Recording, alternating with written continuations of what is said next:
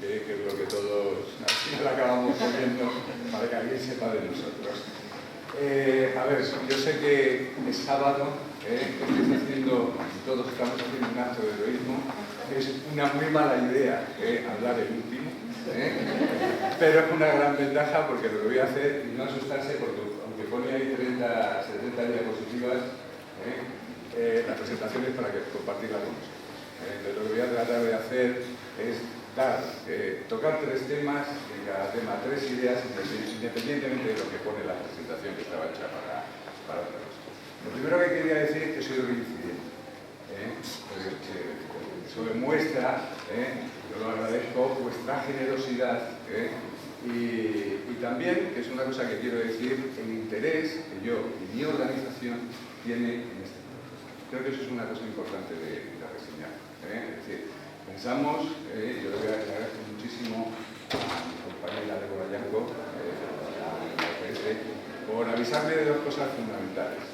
Una, que incluso sabía sobre extensión menos que Martín, lo cual debe decir, que no dibujo tan bien, entonces no voy a poder, y tengo la imaginación que tú tienes, y lo segundo, que no debería decir nunca, casita de Tucumán, casa histórica de Tucumán, creo que es muy importante, porque eso nos va dando la cuestión del contexto.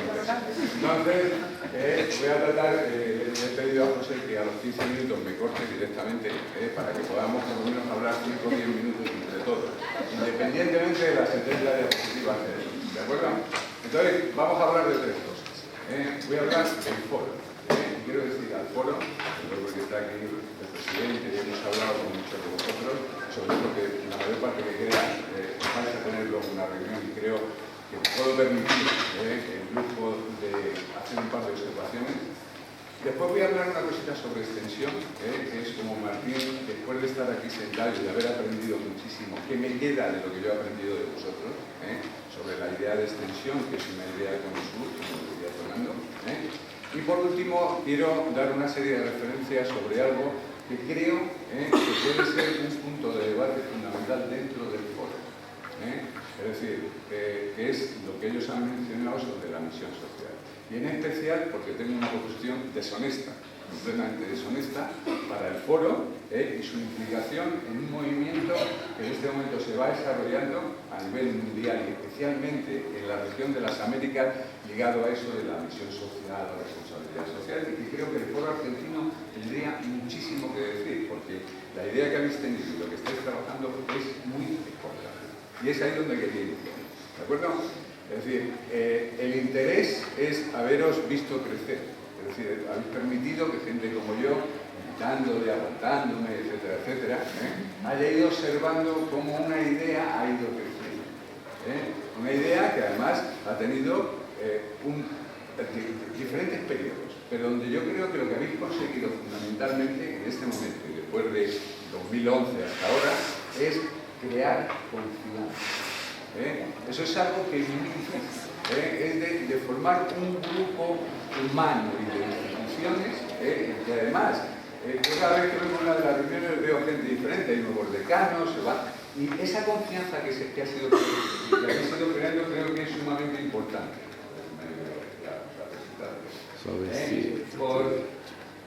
Sumamente importante.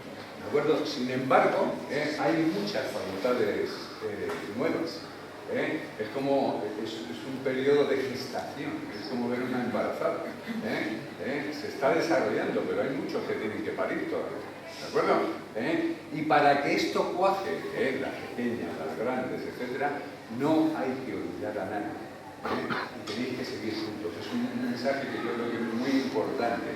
Entre otras cosas, porque lo que estáis haciendo está siendo mirado desde fuera con muchas expectativas. Hay muy pocos países en el mundo que hayan tenido la oportunidad de formar ese número de facultades públicas nuevas, en las cuales hay una capacidad de reinventarse, porque, perdonad por la expresión, pero me parece una cosa también bonita, aunque haya gente que a lo mejor lo puede utilizar de otra manera. Aquí hay facultades de medicina boutique, pero esas facultades de medicina boutique, como en el mundo de la hostelería, revolucionaron los hoteles. Si os dais cuenta, a nivel mundial, la hostelería ha cambiado desde que los grandes hoteles han tenido que competir con otra gente que tenía esos hoteles pequeños, maravillosos, donde la gente prefiere acabar bien, donde se generan otro tipo de cosas. Creo que eso es muy importante. Sin embargo, existe vulnerabilidad. Estáis frente a cambios políticos, etcétera, etcétera. Entonces, los dos mensajes, yo no soy nadie para dar ninguna recomendación, pero sí un amigo y alguien que admira lo que estáis haciendo, es la de que creéis, o sigáis creando esa confianza. Lo segundo, que hagáis marketing interno y externo. Y esto lo estaba hablando con Pedro el otro día y más, pero necesitáis contarle al mundo, entre comillas, al mundo mundial, que en Argentina está pasando algo diferente. ¿De acuerdo? Y creo que eso es muy importante. Segundo, porque eso, además, esa vulnerabilidad de los posibles cambios políticos, etcétera, etcétera, etcétera, os puede afianzar. Es decir, creo que es importante dar a conocer el foro. Y una cosa que me ha hecho muchísima ilusión, porque el año pasado en Santa Fe yo hablaba sobre esto, cuando me decían, no, 70% estudiantes que son primera generación en sus facultades.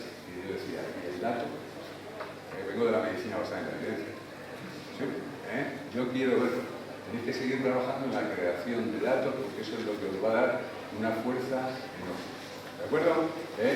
Y creo que además no solamente vale decirlo en español, sino que yo os invito a que hagáis una serie de foro, una serie de publicaciones y a ser posible. ¿De acuerdo? Que será una cuestión.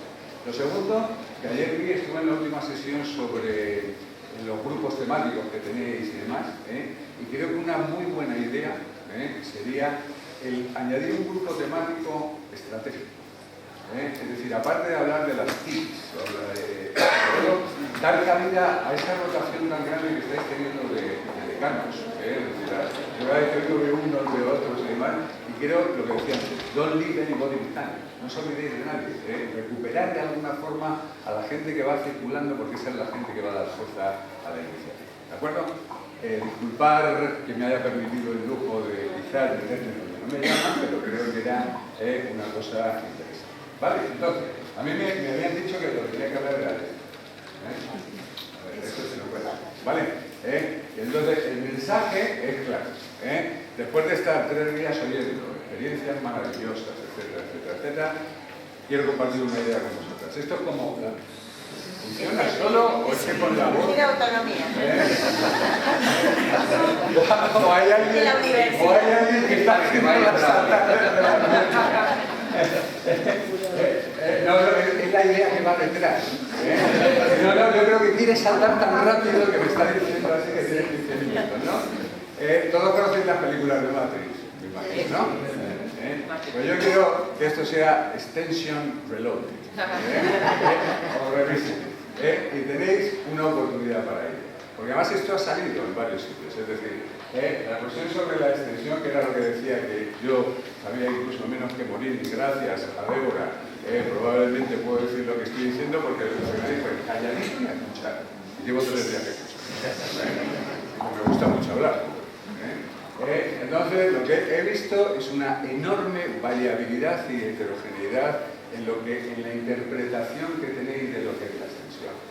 Incluso porque es ese nombre, pero hay cosas como, he oído cosas como extramurales, etcétera, muchas terminologías alrededor. Y además es curioso porque está entre universidades, entre facultades de medicina, incluso dentro de las facultades. Era una cosa muy curiosa oír, por ejemplo, las presentaciones de la gente de Tucumán, en la cual su interpretación de la extensión era muy y aquí, y perdonar, porque esto es como meter el dedo en un sitio, pero arriesgándote a que te corten el brazo. Lo que yo he visto es una campana de Gauss, donde la interpretación es desde la labor social, que en muchos casos suple a lo que el sistema sanitario no hace o no hacía, llegando incluso al término de calidad, si queréis ponerlo así, hasta una versión que parece que nace a partir del 95, en la que la extensión se convierte en una forma de financiación de proyectos que además no es menor.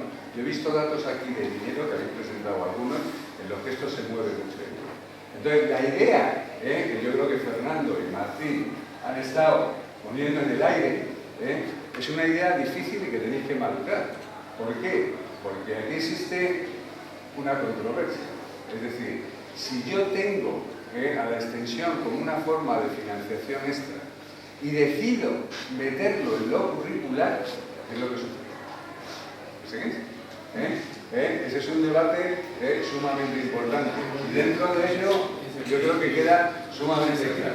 Cada país interpreta la misión de sus universidades según su tradición, su contexto cultural y social, y tiene todo el derecho a ello. En el cono sur hay una triada a la cual es curioso porque yo la he visto cambiar. Yo no había oído hablar de extensión, pero durante muchos años oí a muchos gente de Argentina, Uruguay, en esta zona, hablar de algo que se llamaba el aprendizaje en servicio, que era una cosa como las prácticas, un poco dándole la vuelta.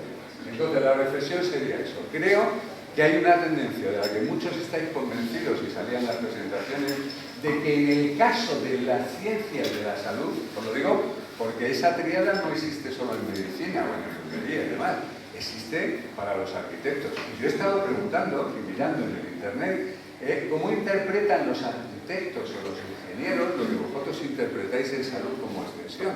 Es una cosa muy curiosa que os invito a hacer. ¿De acuerdo?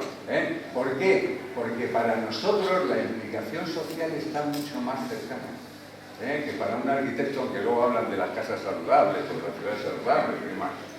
Pero es otra cosa, ¿vale? Entonces creo que hay dos cosas que se podría hacer. Es decir, la inclusión curricular, pero con algo que es una frase que no se utiliza mucho aquí y sobre la que yo quiero romper una lanza, que es la de determinantes sociales. Es decir, no se trata de la cuestión comunitaria, no. Se trata de entrar en la cuestión de los determinantes sociales, que es lo que está haciendo la diferencia de lo que quiero hablar.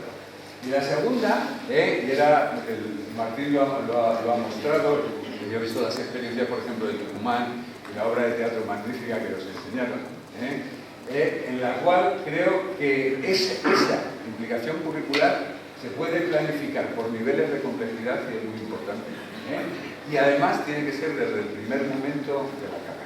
Esas serían las dos conclusiones que yo he sacado como un observador, y que me disculpáis si cometo errores en la interpretación de lo que ¿de acuerdo? Pero aquí no hay la idea, ¿qué es acaso? ¿A este tipo le conocéis? Porque este tipo todo el mundo habla de él, pero luego nadie le ha visto la cara. Este es Flexner himself, o sea, él mismo. Este señor dice en las malas lenguas que fue quien revolucionó la educación médica y que todos más de 100 años después, porque digamos que la revolución ferneriana y su informe sale en 1910 y por eso es la historia que os quiero contar, él revoluciona lo que ha sido la formación en medicina. Hizo cosas muy buenas, es decir, estableció que no toda la gente podía enseñar medicina, porque había mucho impostor, decidió que la ciencia era una cosa importante, decidió que había que estudiar por lo menos 4 años, así, pero se le olvidaban varias cosas, porque era 1910 y era otro mundo. Ese señor nunca pensó en que la salud podía ser un derecho, no se pensaba eso. Los determinantes sociales no existían porque eran la vida misma. Es decir, la situación que tenía y demás, y las facultades de medicina 100 años después han seguido reproduciendo y en muchos casos siguen reproduciendo ese sistema. Por eso hay un movimiento muy fuerte en este momento, al que yo quiero llamar la atención, en el que en el año 1912 aparece un movimiento en Estados Unidos, donde nace también la revolución fresneriana, en la cual hablan de eso, de más allá del flex. Y el mensaje viene aquí, es decir, en estos años que vais a tener, en los cuales vais a tener un montón, yo como gallego lo sé muy bien, de celebraciones patrias, el año que viene, etcétera, etcétera. Hay una fecha que me ha llamado mucho la atención y que ha hecho mención a ella Fernando, que es el 1918 y una cosa que se llamaba el Manifiesto de los Estudiantes de la Federación Universitaria de Córdoba, que todo el mundo utiliza como referencia y que ha sido una gran referencia para América Latina. Vosotros tenéis una oportunidad como foro, como facultades de medicina, que hacer 1 billón por día. Esta era la idea. O sea, yo entiendo que se saltaba, pero yo entiendo por qué.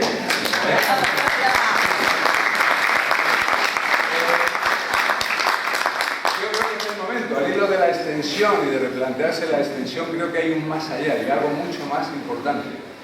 Eso supone un enorme cambio social en el cual vosotros estáis claramente implicados. ¿De acuerdo? El foro, con ese diálogo que habéis establecido, esa confianza, puede afrontar en este momento una conversación que en otros países es imposible. Yo vivo en Perú.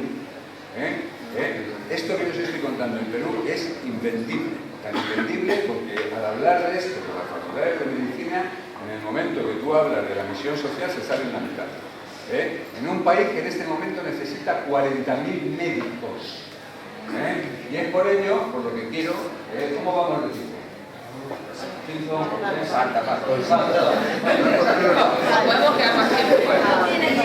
hasta que nos dé. Yo soy bastante infatigable. No cometáis el error de darme cancha. ¿Cuántos de vosotros, y perdonad por la pregunta, os dedicáis a la formación en ciencias de la salud? Perdona que haga. ¿Cuántos? A ver, levantad la mano. ¿Cuántos sois hacéis docencia en ciencias de la salud? Levantad la mano. No, yo esperaba que todos, haya algunos que no, espero que sean estudiantes. Algunos tenemos, no, gracias por estar aquí, queridas. Muy honrados. Y ahora la siguiente pregunta, yo soy uno que está sentado allí, que es el único que de momento va a tener que levantar la mano, pero a lo mejor hay más. ¿Cuántos de vosotros habéis trabajado en un ministerio, en un gobierno regional, etcétera, etcétera, haciendo planificación de recursos humanos o como lo queráis llamar? Talento humano, capital humano, que es lo que se lleva. ¿Cuántos? No somos tan poquitos. También es muy de agradecer. ¿Por qué? Porque ese es uno de los grandes problemas, no solo en Argentina, sino a nivel global. Ese diálogo está roto, ha estado roto y sigue roto. ¿Vale? Y hay que crear, y el concepto que tú decías, Fernanda, a mí me parece maravilloso, en el sentido de que hay que llegar a acuerdos razonables, y con una razón muy clara. Porque hay que dar un gran salto. Ese gran salto, y perdonad por esto, viene alrededor de, esto es un máster en recursos humanos en 4 diapositivas. Os las dejo, porque con esos palabras que hay ahí, uno escribe un libro sobre recursos humanos. Simplemente luego le añade la letra pequeña, ¿vale? Pero es la heterogeneidad, la desregulación, las famosas brechas, los nuevos perfiles de los que todos hablamos, pero nadie le mete mano. Hablamos ahora de que además tenemos que crear a gente por competencias, que esté fit for purpose, eso es muy bonito ahora, y que además sean multiculturales, porque como estamos en un mundo global y demás, pero está sucediendo una cosa, y es lo que quiero, sacaros del ombligo argentino, porque Argentina tiene una peculiaridad. Este país tiene una enorme paradoja, una de las más grandes que yo conozco en recursos humanos. Este es un país que tiene un exceso de médicos con una falta de médicos. Y perdonad que hable de medicina, pero se supone que es un foro de facultad de medicina. ¿Vale? ¿Por qué? Porque en muchos países, y esto es Latinoamérica, que es donde yo quiero llevar ahora, recientemente muchos países, por primera vez, tienen un compromiso político para hacer avanzar la salud y la educación. Por primera vez, en muchos años, en más de 100 años, han decidido establecer un financiamiento creciente y sostenible. Y están invirtiendo, poniendo dinero. Ese dinero está sirviendo para crear infraestructura. 300 centros de salud, 200 hospitales, pero el problema que tienen, lo digo, porque el mes que viene en Perú han invertido un montón y van a abrir 16 hospitales. Que se los van a comer con patata peruana. ¿Por qué? Porque no los pueden abrir porque no tienen la gente para llevar. Si algunos quieren ir a trabajar a Perú, estoy buscando radiólogos debajo de la piel.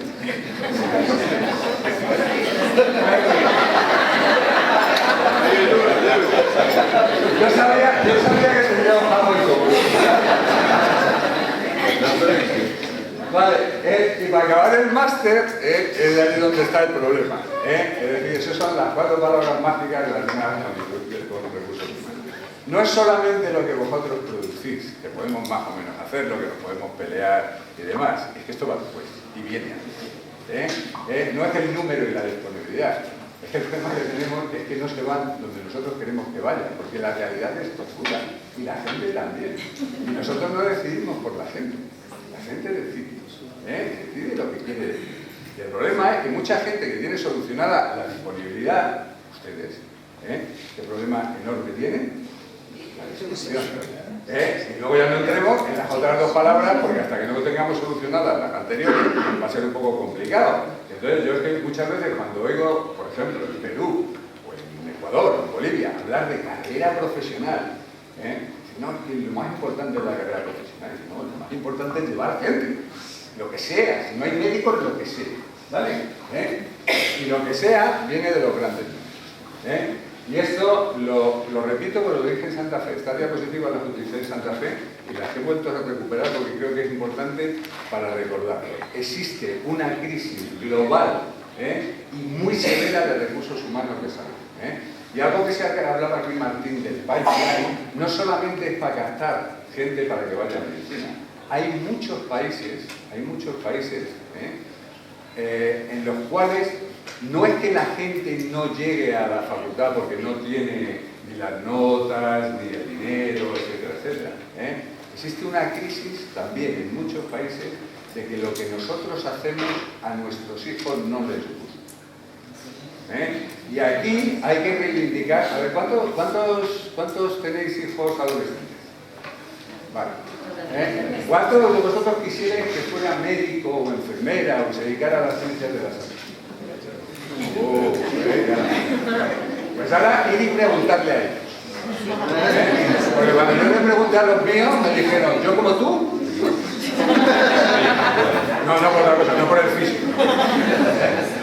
Es decir, como tú, si eres autista, llegas a casa y vienes cansado y con cara así, porque estás todo el día con gente y demás, y encima siempre estás preocupado, siempre estás estudiando, dices que estudias, etcétera. Pues no, a vender teléfonos móviles, que es lo que haces. Entonces, la crisis global viene no solamente por la falta de gente, sino porque tenemos que volver a reivindicar algo que fueron profesiones nacidas a través del ejemplo familiar, en muchos casos o del ejemplo del medio. Y esto es un reto muy importante para algo que vosotros tenéis, por eso lo apunto. Es decir, una cosa que se ha nombrado aquí muchísimas veces en estos 3 días es que vosotros tenéis un nuevo perfil de gente.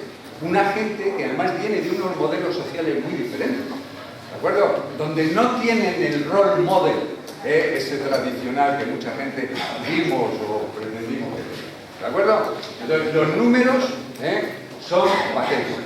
Y además, en los números patéticos había un número mágico, este número que aprendérselo, que luego lo cantamos, que era 25 por 10.000, 25 por 10.000, 25 por 10.000.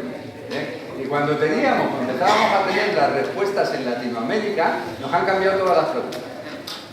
Todo el mundo se pone, todos los países, a ver cómo llega a crear, hablando con las facultades, etcétera, etcétera, de cómo mejoramos gente, y veis, hasta el amarillo, los países que hay arriba son de esos que hay que mirar en la Wikipedia, Surinam, etcétera, etcétera. Pero abajo son el resto de los países de Latinoamérica que han llegado a tener 25 por 10.000. Y cuando estamos en el 25 por 10.000, hace unos meses sale el Instituto Lego, Organization del Trabajo y demás, y dice que de repente, que el número ideal es que vamos a tener que tener 41 por 10.000. Os lo digo para que la facultad os vaya a sonar. Es decir, una cosa es lo que vosotros creéis o lo que el gobierno y demás, pero ahora se está hablando de un número que solamente tienen algunos de los países del mundo más desarrollados. ¿De acuerdo? Y aquí viene un enorme dilema. No importa cuántos recursos tengas, el problema es cómo los utilices, porque esto se vuelve absolutamente inmanejable. Y con más de lo mismo no vamos a llegar a ningún. En recursos humanos, y solo podemos modificarlo a través del diálogo con los centros formadores, tenemos que plantearnos esto de otra manera. Eso de los nuevos perfiles, hay que empezar a hablar de ello, pero en serio, no en el papel y en el discurso. Si no tenemos anestesistas, que creo que es un tema... ¿Por qué no hacer enfermeras anestesistas, como hacen en Canadá? ¿De acuerdo?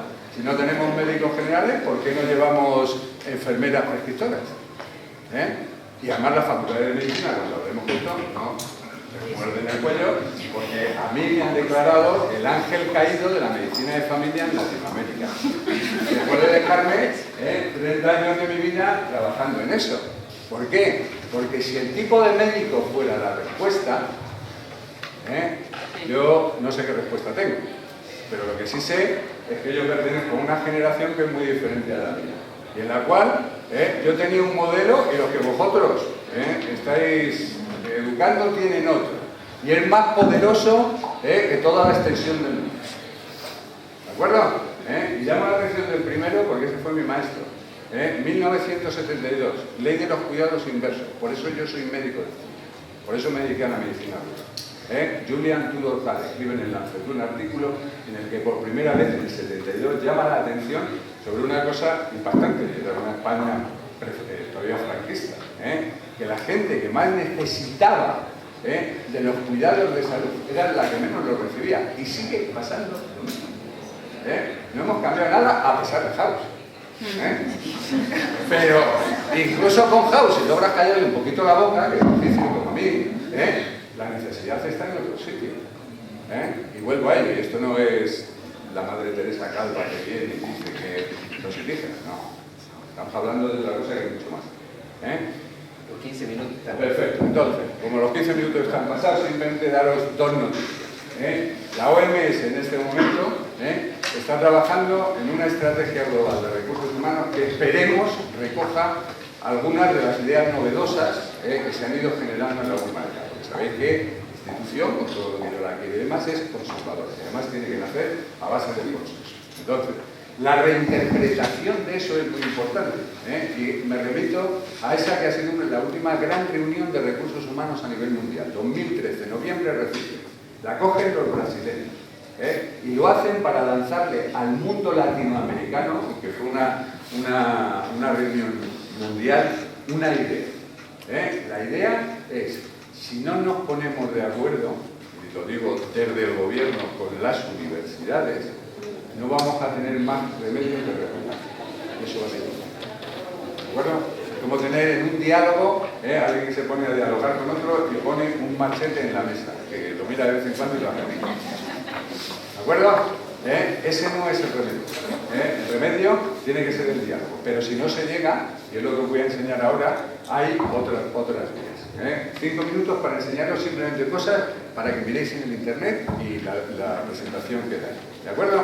Entonces, alrededor de eso, veis que una de las conclusiones, que es la de abajo de eso, es que los gobiernos son los que deben tener el rol dirigente y la responsabilidad primaria sobre los recursos humanos de salud como reguladores. Ese mensaje ha tenido una consecuencia. ¿Cuántos habéis oído hablar del Mais Médicos?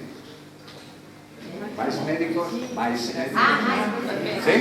Bien, a ver, vosotros sabéis que Brasil tiene el examen probablemente más difícil de convalidación de un título de medicina del mundo mundial. Yo he visto alguno y creo que es más difícil incluso que el norteamericano o el canadiense, porque algunas de las preguntas o conoces al que la puso o no hay nadie que va a saber. ¿De acuerdo? Y además la gente que hace ese examen está muy orgullosa porque solo lo pasa menos del 10%. ¿Vale? Pero yo llevo y necesito médicos generales para que se vayan a la Amazonía y no los tengo. Entonces, ¿qué hago? Me voy un día y digo, oye, sí, mira, el examen está muy bien, pero por la puerta de atrás van a entrar 11.000 cubanos que no van a hacer el examen y que vengan a trabajar aquí. ¿Vale? Experiencias como esa están moviendo el mundo y el diálogo. Y creo que es una situación nueva en la cual nadie sabe cómo avanzar. ¿Por qué? Porque en este momento, y esto es un mensaje importante, Latinoamérica es el laboratorio más interesante, y os lo dice uno que viene de fuera, un paracaidista, el laboratorio más interesante de recursos humanos de salud en el mundo. Por las cosas que están pasando en muchos países. La OMS va a presentar en enero del 2016 una estrategia global de recursos humanos que yo espero que después de esta charla os interese un poquito, sobre todo para ponerlo en contexto. Espero además que recoja y sea novedosa y que realmente marque los puntos, algunos de los que yo con un poco de humor he tratado de poner aquí, pero eso se puede decir en serio, ¿de acuerdo? Para los próximos 15 años, ¿vale? Y en la región de las Américas, lo que quiero llegar aquí es que están pasando muchas cosas. El Mais Médicos, el Profan y el Serum, por ejemplo, en Perú, todos los médicos tienen, para poder ejercer la medicina en el sistema público, tienen que hacer un año, que me río yo de las estadías estas rurales que tenemos. Se llaman Serums, y van directamente al culo del mundo, o por lo menos del culo del mundo se ve desde ahí. Donde no tienen absolutamente nada, y donde además esa experiencia les inmuniza de por vida con cualquier cosa que sea el trabajo comunitario, la atención primaria o algo que se les dé. ¿De acuerdo? Sin embargo, los peruanos están haciendo en este momento un esfuerzo enorme para retomar eso e incluso establecer alrededor de eso una vía de pipeline de posgrado. Es decir, tú vas ahí, si te quedas, te doblo el sueldo, te quedas al tercer año y te acompaño y te hago médico de familia. Esto los médicos de familia no lo quieren oír y por eso me han echado. Pero si estás 5 años, te doy un puntaje que te permite hacer la especialidad que tú quieres. Entonces los médicos de familia dicen, no, pero es que esto es una especialidad. Dice, ya, porque yo necesito 40.000 médicos y no sé dónde sacarlos. ¿Vale? Lo mismo el Mais Médicos que ya os he dicho, la ELAN cubana que habréis oído hablar de ella. Os invito a ver en el TED el TED, sí. En Ecuador, por ejemplo, una cosa que han hecho, están mandando drones por el mundo. Detectando peruanos, pero no de atención primaria, especialistas. Y entonces, han logrado repatriar a casi 1.000 especialistas. Sueldos de $5.000, acompañamiento familiar, vivienda, escuela, pum, pum, pum, y han logrado retornar 1.000 que necesitaban. Es decir, están pasando muchas cosas. En Bolivia invertimos, hacemos infraestructuras, hacemos hospitales comarcales maravillosos nuevos, que llegan después de 5.000 años de historia y que la gente los mira así y no saben lo que es, porque lo único que han tenido allí era el chamán de turno. Y si el chamán de turno no da permiso para ir al centro de salud, no va nadie. Y cuando hacen la reforma lo que se dan cuenta es que o unen eso o no hay manera. Y han introducido, y no sabemos por dónde va a salir, pero está ahí el laboratorio y habrá que verlo, a más de 2.000 médicos tradicionales que trabajan en los centros de salud porque como ellos no estén ahí, la gente no. ¿De acuerdo? Muchas cosas. Y como una experiencia estupenda, creo que conocéis, ¿no? Vale. Última diapositiva. Y esto os lo estudiáis a través de aquí porque no da tiempo. Pero la llamada que yo os quiero hacer es, en este momento, al hilo de todo esto y un poco ligado con la extensión y lo social y demás, hay un movimiento muy fuerte que está creciendo y que ha crecido en los últimos, diría, 5 años, alrededor de una visión diferente de la educación médica. Después del Transforming Education, eso que todo el mundo habla, de la educación transformativa de Julio Fren, la comisión del Lancet, etcétera, etcétera, etcétera. Ahora esto también están haciendo reloading, porque han visto que desde el 2010 hasta ahora la idea era muy bonita, pero no está llegando a ningún sitio. Y hay gente que la está reinterpretando. Y entonces, Martín enseñó esto y os quiero llamar la atención sobre ello. Yo voy a dejar, se lo dejo a la gente de Tucumán, pero lo tiene en el foro y espero que lo distribuyan a lo mejor alrededor de la página web, toda la colección de documentos alrededor de esto. En vez de contarlo, yo os invito a que lo veáis. 3 documentos. Uno es ese, que además está en español. En el 2010, más de 300 facultades de medicina de todo el mundo, en las que no había ninguna latinoamericana, deciden firmar un consenso global sobre la responsabilidad social de las facultades de medicina. ¿De acuerdo? Sin embargo, eso es lo que da lugar al estudio de Martin, en el cual, por ejemplo, Harvard o la Johns Hopkins, por primera vez aparecían a la cola de algo, que era la responsabilidad social. ¿De acuerdo? ¿Por qué? Porque de esto no solo se habla. Estos son como Billy Pond. Es Arthur Kaufman y Fitzmuller. Estos son los dueños de la idea. Los dueños de la idea que después consenso global, lo que se inventan es esto.